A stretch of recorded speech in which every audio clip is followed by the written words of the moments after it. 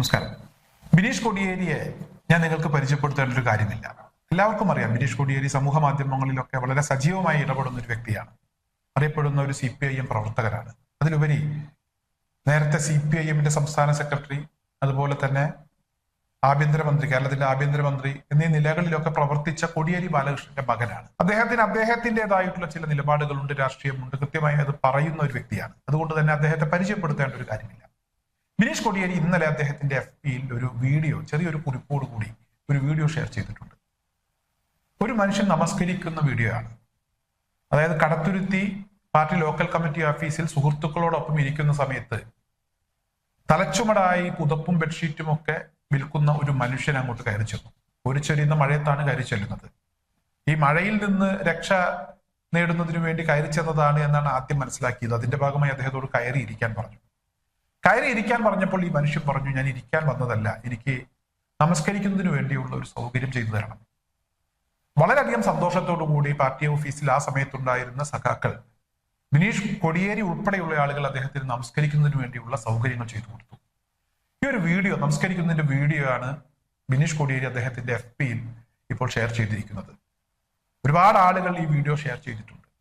ഈ video share ചെയ്ത ആളുകളുടെ ആ പ്രൊഫൈലുകൾക്കടിയിലും, അതുപോലെ തന്നെ ബിനീഷ് കൊടിയേരി അദ്ദേഹത്തിന്റെ പേജിൽ ഷെയർ ചെയ്ത അതിനടിയിലുമൊക്കെ ഒരുപാട് കമന്റുകൾ എന്റെ ശ്രദ്ധയിൽപ്പെട്ടു. ഇത് കേരളമാണ്, ഇവിടെ ഇങ്ങനെയാണ് എന്നൊക്കെ പറയുന്ന കമന്റുകളുണ്ട്.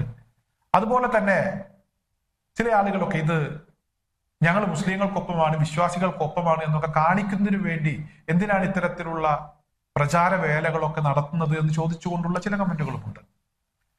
എന്നാൽ നല്ലത് ചെയ്താൽ അത് നല്ലത് എന്ന് തന്നെ പറയണം. ഈ മനുഷ്യൻ ഒരുപക്ഷെ തലയിൽ പുതപ്പുമൊക്കെ ചുവടുമായി വരുന്ന സമയത്ത് അദ്ദേഹം ഇത് പാർട്ടി ഓഫീസാണ് എന്നൊന്നും അദ്ദേഹം മനസ്സിലാക്കി കാണില്ല. അങ്ങനെയാണ് ഞാൻ മനസ്സിലാക്കുന്നത്. ഒരുപക്ഷെ കണ്ടു കാണാം, ഉറപ്പിച്ച് ഞാൻ പറയുന്നില്ല. അദ്ദേഹത്തെ സംബന്ധിച്ചിടത്തോളം ഒരു ഒഴിഞ്ഞ സ്ഥലം കണ്ടു, അദ്ദേഹം ഈ ചുമടുമായി അങ്ങോട്ട് കയറി ചെന്നു. നമസ്കരിക്കാൻ ഇവിടെ ചെറിയ ഒരു സൗകര്യം ചെയ്തു തരാൻ കഴിയുമോ എന്ന് ചോദിച്ചു. വിശ്വാസിയെ സംബന്ധിച്ചിടത്തോളം 5 നേരത്തെ നമസ്കാരം എന്ന് പറഞ്ഞാൽ അത് വളരെ പ്രധാനപ്പെട്ടതാണ്. എന്തെങ്കിലും കാരണമുണ്ടെങ്കിൽ മാത്രമേ ഈ നമസ്കാരം മാറ്റിവെക്കാൻ കഴിയൂ. കൃത്യമായി അത്തരം കാര്യങ്ങൾ ചെയ്തു പോരുന്ന ആളുകൾക്ക് ഒരിക്കലും അങ്ങനെ കാരണമില്ലാതെ നമസ്കാരം മാറ്റിവെക്കാൻ കഴിയില്ല. അവനെ സംബന്ധിച്ചിടത്തോളം അത് ഏറ്റവും വലിയൊരു വേദനയാണ്. അതുകൊണ്ടാണ് അദ്ദേഹം അങ്ങനെ കയറി ചെന്ന അദ്ദേഹത്തെ നിരാശപ്പെടുത്തിയില്ല. പിന്നീടായിരിക്കാം അദ്ദേഹം പാർട്ടി ഓഫീസാണ് എന്ന കാര്യങ്ങളൊക്കെ മനസ്സിലാക്കിയത്. എന്തായാലും അദ്ദേഹം അവിടെ നമസ്കരിച്ചു. അദ്ദേഹത്തിന് നമസ്കരിക്കാൻ സ്ഥലം കൊടുത്ത ആ പാർട്ടി പ്രവർത്തകർ, അല്ലെങ്കിൽ ബിനീഷ് കൊടിയേരി ഉൾപ്പെടെ ആളുകൾ മോശക്കാരാണ്, അവരിത് ആളുകളെ കാണിക്കുന്നതിന് വേണ്ടി വീഡിയോ പ്രചരിപ്പിക്കുകയാണ് എന്നൊക്കെ പറഞ്ഞാണ് ചില ആളുകൾ ചില കമന്റുകൾ രേഖപ്പെടുത്തുന്നത്. അത്തരക്കാരോട് എനിക്ക് വിയോജിപ്പുണ്ട്.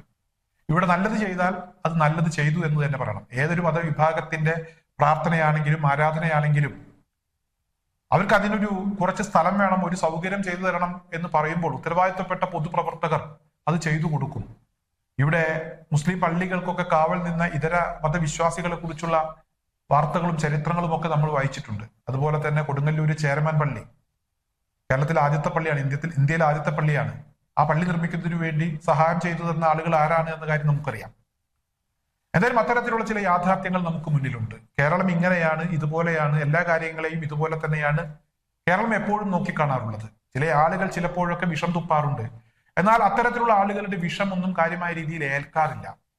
അതിനെയൊക്കെ തള്ളിക്കളയാൻ, അതൊന്നും കാര്യമാക്കേണ്ട എന്ന് പറയാൻ ഒരു വിഭാഗം ഇവിടെ എല്ലാ കാലത്തും ഉണ്ടായിട്ടുണ്ട്. അതുകൊണ്ട് മാത്രമാണ് നമ്മൾ ഇപ്പോഴും വ്യത്യസ്തരായി നിലനിൽക്കുന്നത്. നമുക്ക് ഈ വിഷമൊന്നും ഏൽക്കാതിരിക്കുന്നത് അതുകൊണ്ട് മാത്രമാണ്. ഇവിടെ ചില ആളുകൾ, ഞാൻ പറഞ്ഞല്ലോ, ഈ ഒരു പോസ്റ്റിന് അടിയിൽ വന്നുകൊണ്ട് ചില പ്രതികരണങ്ങൾ നടത്തുന്നുണ്ട്. അത്തരത്തിൽ പ്രതികരണങ്ങൾ നടത്തുന്ന ആളുകൾ UPയിലേക്കും അതുപോലെ തന്നെ മറ്റ് സ്റ്റേറ്റുകളിലേക്കും ഒക്കെ അവിടെ എങ്ങനെയാണ് കാര്യങ്ങളൊക്കെ നടക്കുന്നത് എന്ന കാര്യം ഒന്ന് കാണാൻ ശ്രമിക്കണം.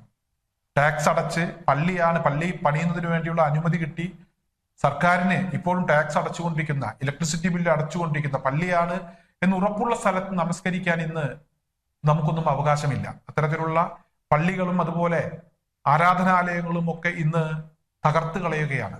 പള്ളിയുടെ മുനാരങ്ങൾ തകർത്ത് കളയുന്നു. അതുപോലെ തന്നെ ക്രൈസ്തവ മതവിശ്വാസവുമായി ബന്ധപ്പെട്ട് ഒരുപാട് ആരാധനാലയങ്ങൾക്ക് അകത്ത് കയറി അക്രമങ്ങൾ അഴിച്ചുവിടുന്നു. അത്തരത്തിലുള്ള ഒരുപാട് കാഴ്ചകൾ നമ്മളൊക്കെ നിത്യേന കാണുന്നുണ്ട്. ഈ കഴിഞ്ഞ ദിവസം UPയിലെ ഒരു ദർഗ കേന്ദ്രീകരിച്ച് വലിയ ഒരു അക്രമം നടന്നു. ആ ദർഗ തല്ലിപ്പൊളിക്കുന്ന ദൃശ്യങ്ങളൊക്കെ സമൂഹ മാധ്യമങ്ങളിലൂടെ നമ്മളൊക്കെ കണ്ടതാണ്.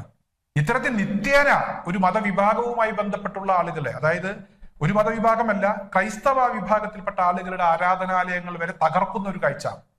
അവരുടേതായി ആരാധനകൾ നടത്താൻ അവർക്ക് അനുവദിച്ചു കൊടുത്തിട്ടുള്ള സ്ഥലങ്ങളിൽ പോലും കഴിയുന്നില്ല. അത്തരത്തിലൊരു സാഹചര്യം നമുക്ക് മുന്നിലുണ്ട്. ഈ ഒരു പ്രത്യേക സാഹചര്യത്തിലാണ് കേരളത്തിൽ നിന്നും ഇത്തരത്തിലുള്ള ചില വീഡിയോകൾ പുറത്തു വരുന്നത്. ഈ വീഡിയോ പ്രചരിപ്പിച്ചതിൽ ഒരു തെറ്റുമില്ല. ഇത്തരത്തിലുള്ള വീഡിയോകൾ പ്രചരിപ്പിക്കണം. ഇടതുപക്ഷ പ്രസ്ഥാനങ്ങൾ ഏത് രീതിയിലാണ് ഇവിടുത്തെ ഇതര മതവിശ്വാസികളെ അല്ലെങ്കിൽ ഇവിടുത്തെ മതവിശ്വാസവുമായി ബന്ധപ്പെട്ട് നിൽക്കുന്ന ആളുകളെ കാണുന്നത് എന്ന് അവർ ഈ രാജ്യത്തെ എല്ലാ വിഭാഗം ആളുകളെയും ബോധവൽക്കരിക്കണം. എന്തായാലും ഇടതുപക്ഷ ജനാധിപത്യ മുന്നണിയുമായി ബന്ധപ്പെട്ട്, പ്രത്യേകിച്ച് CPIM-മായി ബന്ധപ്പെട്ടുള്ള പ്രവർത്തകർ, അതിന്റെ നേതാക്കന്മാർ, അവർ വിശ്വാസികളായിരിക്കില്ല. അവർക്ക് മതവിശ്വാസം ഉണ്ടാകില്ല, ദൈവവിശ്വാസം ഉണ്ടാകില്ല, ആരാധനകളൊന്നും നടത്തുന്ന ആളുകളായിരിക്കില്ല. പക്ഷെ ഒരിക്കലും ഒരു മനുഷ്യന്റെ ആരാധനയെ അവർ തടസ്സപ്പെടുത്താറില്ല. ഇവിടെ ഈ ഒരു വീഡിയോയുമായി ബന്ധപ്പെട്ട് എനിക്ക് പറയാനുള്ളത്, അത് ഒരു നിലപാടാണ്. ഇവിടെ ബിനീഷ് കോടിയേരി അത്തരത്തിലൊരു വീഡിയോ പ്രചരിപ്പിച്ചത് അദ്ദേഹത്തിന്റെ നിലപാട് വ്യക്തമാക്കുകയാണ് ചെയ്തിരിക്കുന്നത്.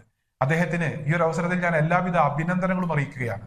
അദ്ദേഹത്തിന്റെ ആ പോസ്റ്റിനടിയിൽ വന്നുകൊണ്ട് അനാവശ്യമായിട്ടുള്ള പ്രതികരണങ്ങൾ നടത്തുന്ന ആളുകൾ ഇനിയെങ്കിലും യാഥാർത്ഥ്യം മനസ്സിലാക്കി അത്തരത്തിലുള്ള പ്രചരണങ്ങൾ അവസാനിപ്പിക്കണം, പ്രതികരണങ്ങൾ അവസാനിപ്പിക്കണം എന്ന് മാത്രമാണ് ഈ ഒരു അവസരത്തിൽ എനിക്ക് അഭ്യർത്ഥിക്കാനുള്ളത്.